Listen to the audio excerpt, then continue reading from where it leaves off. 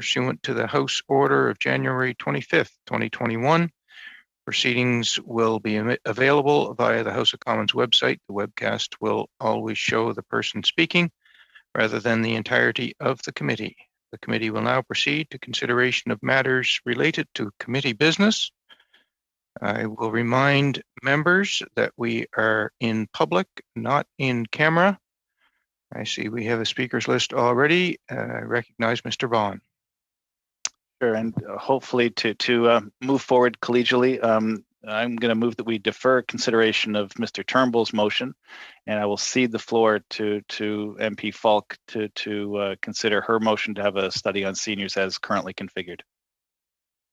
Mr. Vaughan, Ms. Falk, please. Thank you, Chair, and thank you, MP Vaughan, for working cordially with us. I would like to move a motion that the committee prioritize the senior study as amended and unanimously agreed to on Tuesday, February 2nd, 2021 as the next study to be undertaken by this committee. I did go at length last meeting of why I believe that this is an important and timely study for us to do.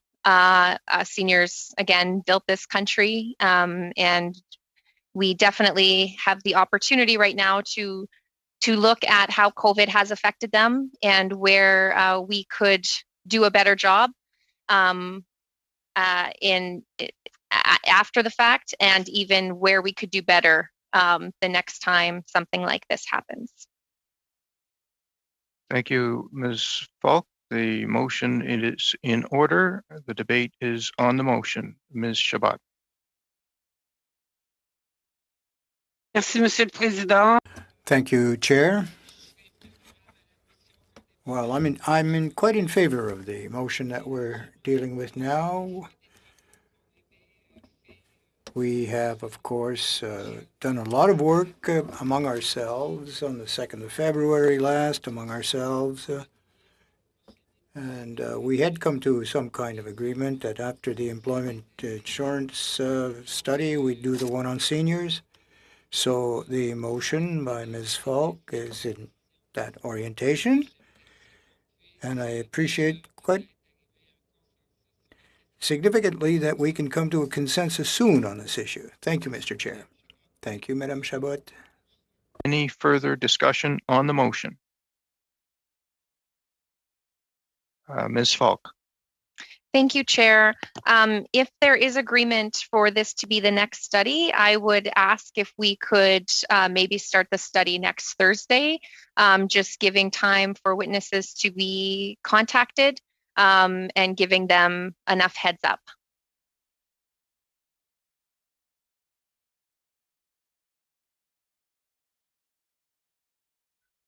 Yeah. Okay. That's fine. In terms of the logistics, if we can deal with the motion and then perhaps talk about the logistics. I think next Thursday is that's, I would think, reasonable.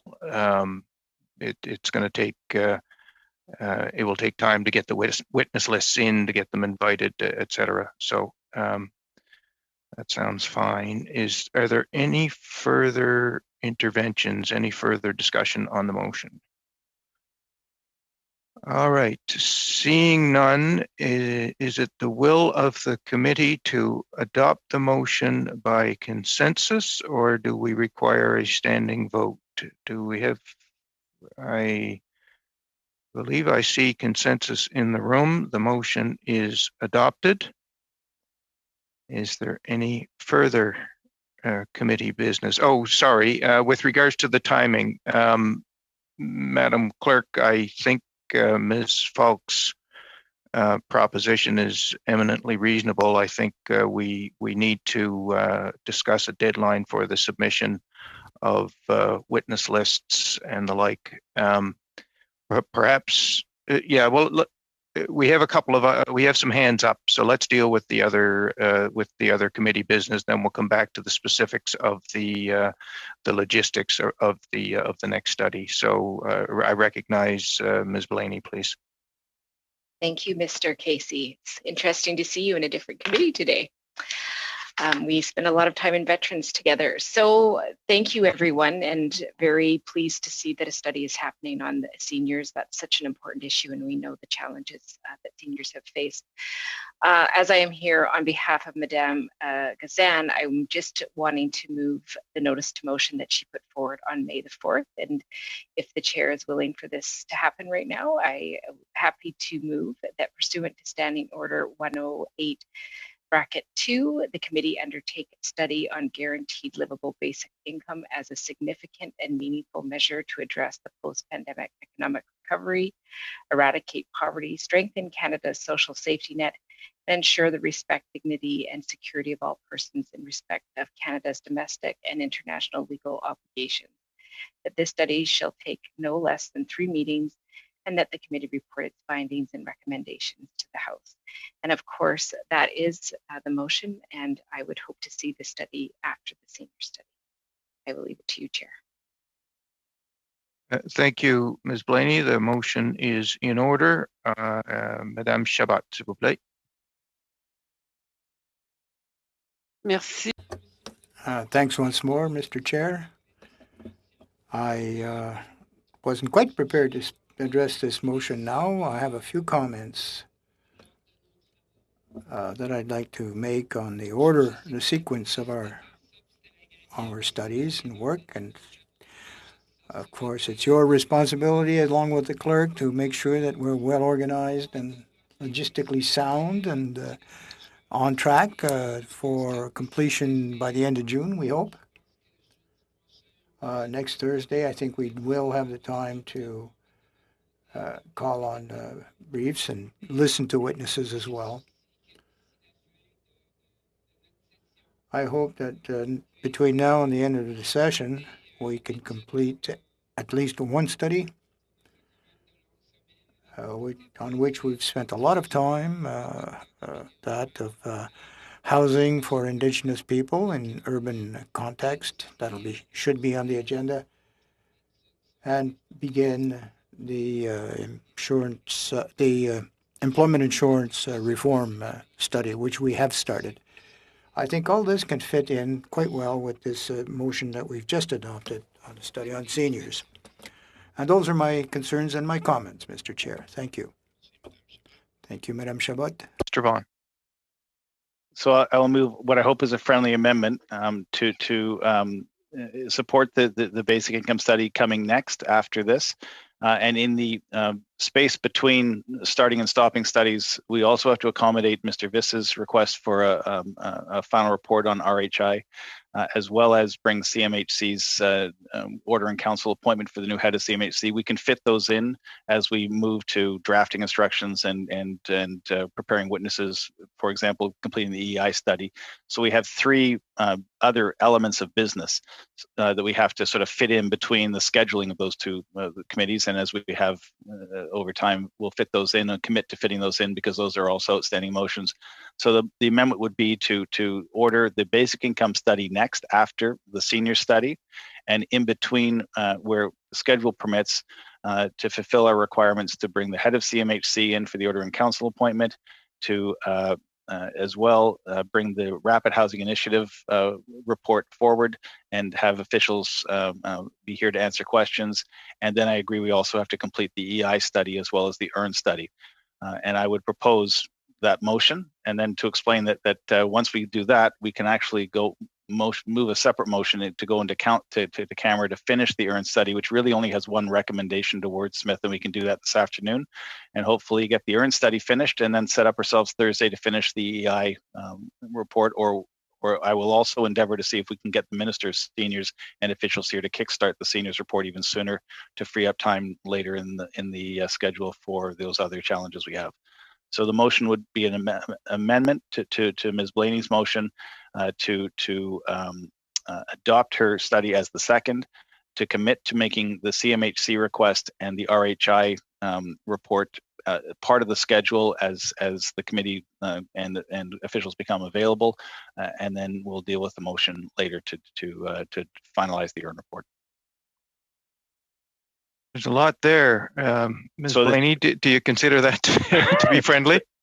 It's only friendly if you Consider say it that is. to be friendly, a little bit long, but as long as the keywording and that we're the next study after, Yep. of course, Yep. the important one of that's the seniors, intent. I am Yeah. absolutely supportive. Yeah, the intent is to fill in the gaps with the matters that have been raised by Mr. Viss, who I now recognize. Mr. Viss. Thank you, Mr. Chair. Maybe I will move a friendly sub-amendment to the sub-amendment in that that the clerk of the committee undertake to have Rami Bowers appear at our Tuesday meeting to discuss her new role at CMHC. Okay, Mr. Viss, I want to let you know that when you presented your notice of motion, which has not yet been moved, we immediately reached out to CMHC in anticipation that your motion would be adopted by the committee to determine the availability of Ms. Bowers. And as of right now, we're told that she isn't available before the break week. So we had tentatively set a date for May 13th with her, but she's no longer available at that time. So we are. So your suggestion that she come on Tuesday is one that we know now has already been floated and not accepted. So just so you know, we in anticipation that everyone would be agreeable to what you presented in the notice of motion, we put it out there and we'll continue to do so.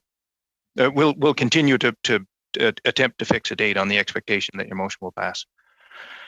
Okay, well then in good faith, I will remove my suggested sub-amendment to the sub-amendment.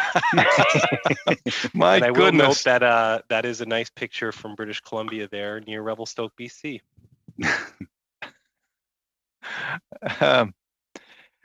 Yes, indeed. and painted by a downtown Charlottetown painter. Madame Chabot, s'il vous plaît.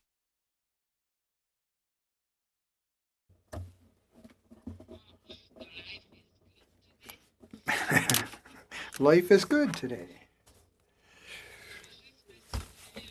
I'm just wanting to ensure that the motion that we carried on the senior study, I think we all agree that that will be the next thing we'll be studying. I can understand and I concur that the second, well, we'll be discussing it later, would be on minimum wage. Could be the next one after that, but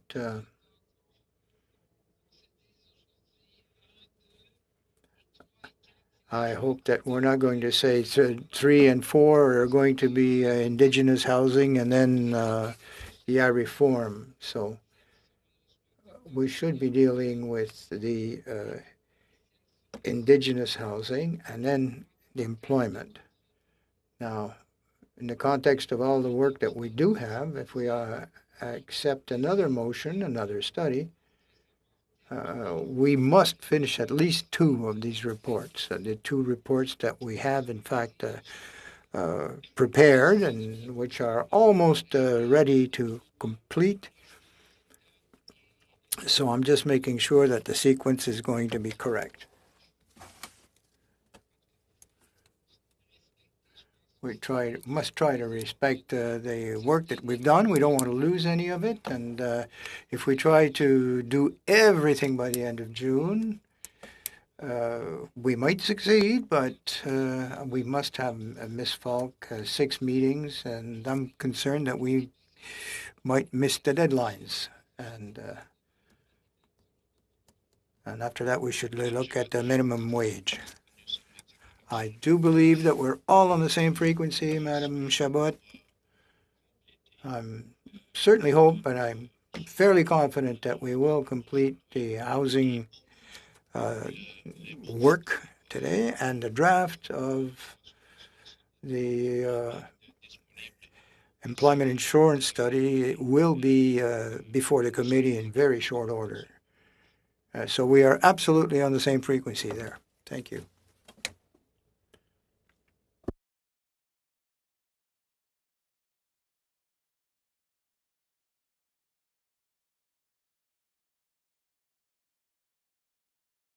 Mr. Chair, you're Oh. muted.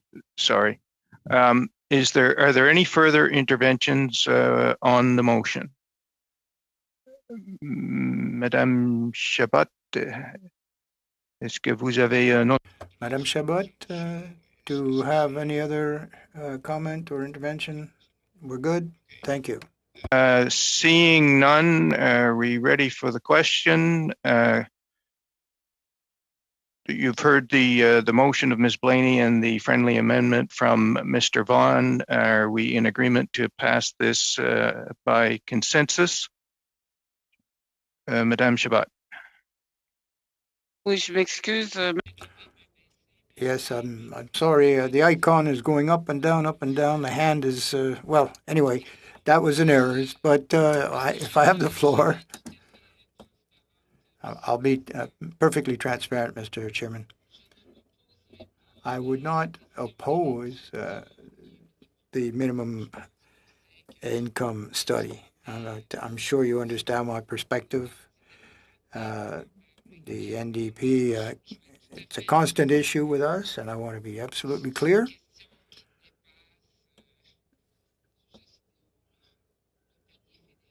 This is an issue that goes beyond federal jurisdiction and interest, obviously. And we have no idea where this study may lead. But no objections. I think it'd be a good matter. I'm a little bit perplexed about what kind of conclusions or recommendations we might come to establish a basic income, a guaranteed income. We know full well this will involve a complex discussion with all of the provinces and their various social insurance regimes. It can be a very theoretical construct, and the recommendations would be good, but very high order recommendations.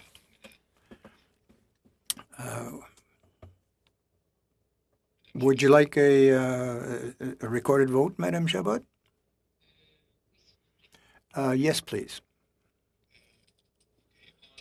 On the motion, we've exhausted the speakers list. We're ready to proceed to the vote. Madam Clerk, if you could do a standing vote. Thank you.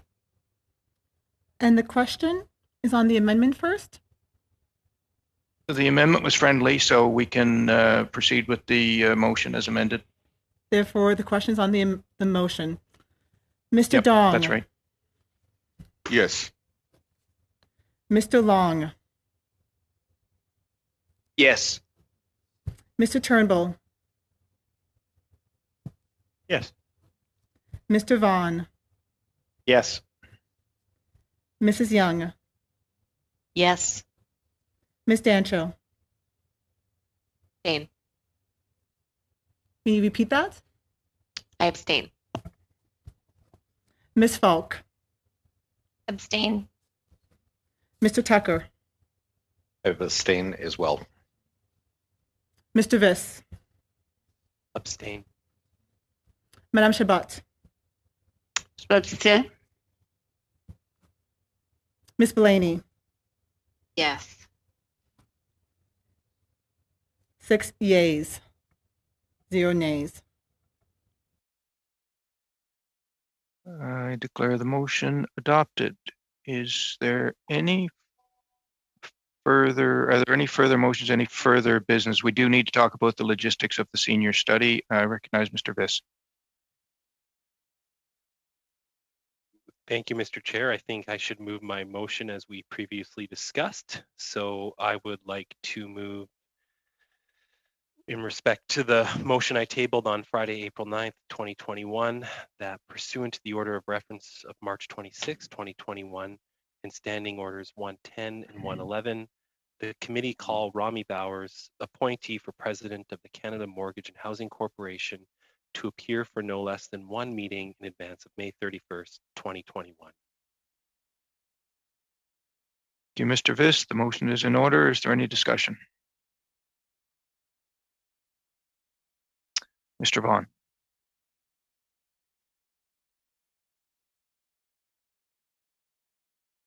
You're on mute, sir. Raise hand. There we are. Just want to check that if she's available on June 2nd or whatever the next date of the scheduled meeting is, if that's a problem, I just want to make sure that we're in agreement that at earliest convenience, hopefully by May 31st. But if she can't make it for whatever reason, we have Ms. Gazan missing for personal reasons. Their life happens, that we don't lose the opportunity to talk in June if that's just want to check the intent of the motion. Well, we'll endeavor, but I don't schedule her, and she's the head of a Crown corporation. I can't. We have to try, right? I agree. I'm not saying no. I just want to make sure if we can't get May 31st, if June 2nd's all right, we don't preclude that. That's all. Well, then I would be open to a friendly sub-amendment accordingly, and maybe along the lines of keeping the May 31st deadline. Let me just pull the motion up again. And stating that if Rami Bowers is unable to attend by May 31st, that she appear before the committee before the end of the Perfect session. Perfect. Yeah, that's good. Is there any further discussion? All right, seeing none, we're ready for the question. Can we proceed by consensus on this one? Do we have consensus to adopt the motion? Do we require a standing vote? I see consensus. The motion is adopted. All right. Is there any further business before we move into the logistics of the senior study? Ms. Doncho, please. Thank you, Mr. Chair. Just want to thank, just two quick things. Want to thank committee members for working so well together today. Really appreciate that. From the Conservative side, it was a pleasure to work so wonderfully for 10 minutes and get so much done. So I hope we can continue that in future. And I just wanted to put a bee in everyone's bonnet for if we do have time at the end to consider another study. And again, I know there's lots of different studies folks want to have considered, but I did want to just re-mention something that was moved on February 2nd. It was MP Jamie Schmalz's motion about supporting families after the loss of a child. There was a report with 7 recommendations to support parents while they're grieving the loss of their infant children that came forward about 2 years ago. And I know Jamie Schmalz's motion was just looking to have an update from the minister and government officials and perhaps a few witnesses to just get an update of where we're at. So I just wanted to put that out there, that would appreciate the consideration if there is that time at the end once we're done the studies we've adopted today. Thank you, Mr. Chair. On. I have no problem accepting it as long as it doesn't get in the way of our RHI, which is already an established meeting, and the CMHC head. But if we can I have no problem listing it as an approved study already to be scheduled later after we get through the 2 studies and the 3 identified reports, as well as the drafting instructions and wordsmithing, which in this committee has taken a bit of time. So I have no problem saying yes in principle, but scheduling it may have to wait until we get through at least 1 or 2 studies. Sounds good. Thank you, Mr. Vaughn and Mr. Chair. Thank you. Okay. All right. With respect to the our next study on seniors, we should set a date for the submission of prioritized witness lists. And we should set a dateline for briefs. So can we, I guess I'm going to look first to the clerk in terms of a reasonable lead time for the for witness lists. If we are, as Ms. Falk has suggested, if we are to see our first panel of witnesses 1 week from today, what would be a reasonable time to have those lists to you so that could happen with headsets and the like. Madam Clerk, and then I'm going to go to Mr. Biss. I would just recommend that as names are available, that the members submit them to me as soon as possible. Ideally, I can get some tomorrow. That would help in the process if we are to invite witnesses for Thursday. But I would propose a deadline of Monday just to give the time to take a look at it. If I do receive names after the fact, I will consider it, but I would suggest Monday for a deadline for witnesses, end of day Monday, because it does take a few days to get headsets to the witnesses. Okay, thank you. Mr. Viss and then Mr. Vaughn. Go ahead, Mr. Viss.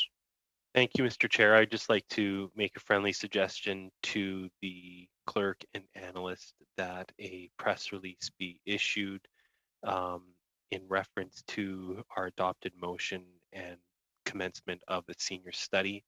I think there's a lot of interest around this across Canada, and it would be a timely way to get more briefs to help populate the number of Canadians we're hearing from, to make sure that we perhaps might reach some comprehensive and thorough recommendations upon its completion. Okay, I guess normally I believe that there would be something posted on the website, but I hear you saying that you'd like to see something more than that. So perhaps can we have a discussion on that? So we have a proposal by Mr. Viss that a press release announcing the commencement of the senior study be issued. Would anyone like to discuss that? I'm going to take that as a motion for now. Mr. Vaughn? I think it's a great idea. I think the canvassing for briefs, because 6 meetings limits the number of witnesses we can have, and this is a broad conversation across many different jurisdictions, geographies, experiences, you name it. Every measure of diversity exists in our seniors community. So I think canvassing for briefs will give us the opportunity to get as much information as possible to draw the findings of the report and the recommendations. So I have no problem with that. And I think it's a wise idea to do that. Any further discussion on the proposal to issue a press release announcing the commencement of this study and an invitation for the submission of briefs? Okay, Mr. Viss, did you have something else to say? You're good. Okay. Seeing none, do we have consensus to proceed in that fashion? I believe we do. Okay. Madam Clerk, if you could draft a press release in accordance with Mr. Viss's direction, that would be great. Do we have consensus to set as a deadline for the submission of prioritized witness lists 5:00 Eastern on Monday, May the 10th? We have consensus on that, with the understanding, of course, that anything submitted after the fact could be added, but we would ask you to make every effort to get prioritized lists in so that at least the first meeting can go off on time. Thank you. The clerk, in consultation with the chair, will schedule witnesses that, to the greatest extent possible, reflect the prioritized list of witnesses submitted by members of the committee in the proportions of the recognized parties of the House. Okay, that's standard operating procedure, but for the sake of good form, I'd like to put this forward and ask that somebody own it, and in case there's any discussion on it. So I would invite a motion that the clerk, in consultation with the chair, schedule witnesses that, to the greatest extent possible, reflect the prioritized list of witnesses submitted by members of the committee and the proportions of recognized parties in the House. Would somebody care to move that motion, please?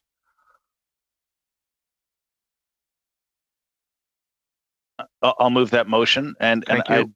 I'd also like to ask members of the committee whether they'd like the minister to appear at the beginning or the end. If we schedule the minister and can get the minister and staff at the beginning and officials, we could get the study started sooner and wouldn't have the microphone problems, ... because we'd have people who are already accustomed to it. On the other hand, in some committees, there has been a choice to, after all the testimony is being heard, to then hear the minister and to ask questions that may be raised in the exploration, just so we can relay it to the parliamentary secretary and the minister's office through the committee as to when you'd like the minister and officials.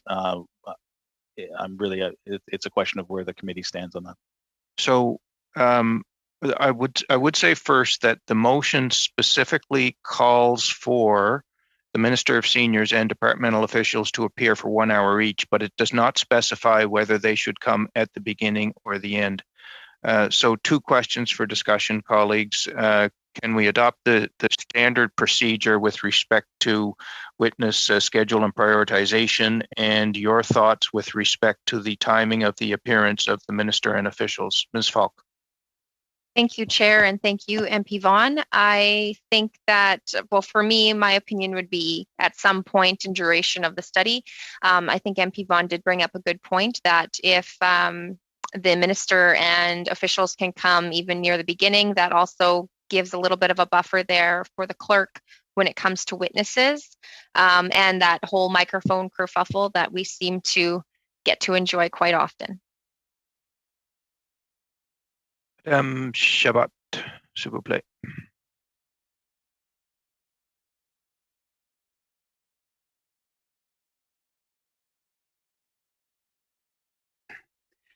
Pardon.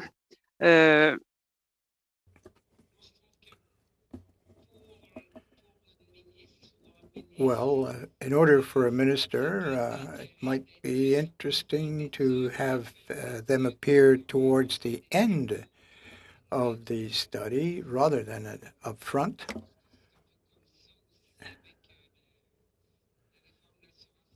The same thing with employment insurance reform. Minister Qualtrough came towards the end. Well, we were sort of wrapping up our study, and we've already had quite a bit accomplished, and it might be more conclusive to have the minister appear towards the end of the process. In all these situations, ministerial availability is always the challenge in case they're pre-booked. So what we will do is endeavor to get her first. If not first, we'll tell you when her availability is. But I think getting her first gets the study started sooner. The sooner we get into the study, the sooner we get to the rest of the work we have in front of us. So we'll get back to you at the next meeting with an answer as quickly as possible. But I think the will of the committee normally is the first, that we just offered options because there need to be options, but let's work for first, and if we don't get first, we'll update you on when. Okay, and with respect to the prioritization of witnesses and the development of panels, can we proceed as set out in the routine motions? Any further discussion on that? Okay, so do we have consensus to proceed in that fashion? I believe we do. Thank you. And finally, can we set a deadline for the receipt of briefs? So if we assume the next 6 meetings, that would take us into at least the first week of June, when you consider that there is one week there. So I would suggest that probably the earliest that we could get through the 6 meetings would be the first week of June. But I'm guided by the committee in terms of a deadline for the submission of briefs, but I do believe that's something that should be included in our press release, Mr. Biss. Yeah, I agree, Mr. Chair, that maybe we should not extend the submission of briefs beyond our last meeting hearing from witnesses. That way, all committee members will have enough, a sufficient amount of time to review any correspondence received. I know in previous studies, it's been difficult keeping up with when briefs were received, sometimes following the completion of witness testimony. Thank you, Mr. Chair.